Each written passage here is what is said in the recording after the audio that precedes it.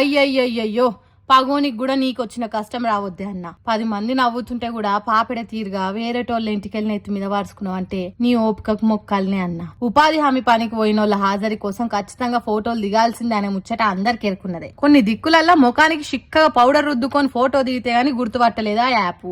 అట్లని ఈ అన్న ఎందుకు గుండు మీసాలు గడ్డాలు గీసుకున్నాడో ఏమో గాని పాపం చిత్రమైన బాధలు పడుతున్నాడు. అదేం యాపో ఏం పాడు, మనిషిలో ఏ కొద్దిగా మార్పు వచ్చినా గుర్తుపట్టది. అసొంటిది గుండు గీసుకుంటే గుర్తుపడతారా? నువ్వు ఫలానైనవు కాదు అని రాంగ్ గుర్తుతో కొట్టేస్తున్నదట. అందుకే ఓ అన్న షికిప్పి ఎంటికలు ఇరవోసుకొని పక్కకుంటే వాటిని విగ్గు తిరగగా కప్పుకున్నాడు. అయినా ఆ యాప్ గుర్తుపట్టలేదు. అటు తిప్పి నెత్తి సరి చేసుకొని ఎత్తుగా ఎంటికలు వాడుచుకొని తిప్పల వడంగా ఆఖరికి ఓకే అన్నది. అప్పుడు చూడుండ్రి వాళ్ళ సంబరం ఎట్లున్నదో. సర్పంచ్ ఎన్నికలలో ఒక్క ఓటుతో గెలిచిన తిరగా వింగడెగిరిన్రు తోటి ఉపాధి కూలీలు. అంతకు ముందు మీసాల తిరుగు ఉండేతానికి బొగ్గుతో దిద్దుకునే ఉపాయం చేసిండు. కూటి కోసం కోటి విద్యలు అన్నట్టు ఉపాధి కూలీ కోసం మస్తు ఉపాయాలు చేస్తుండ్రు. మహబూబాబాద్ జిల్లాలో జరిగింది ఈ ఉపాధి హామీ కూలీ దానిలాట.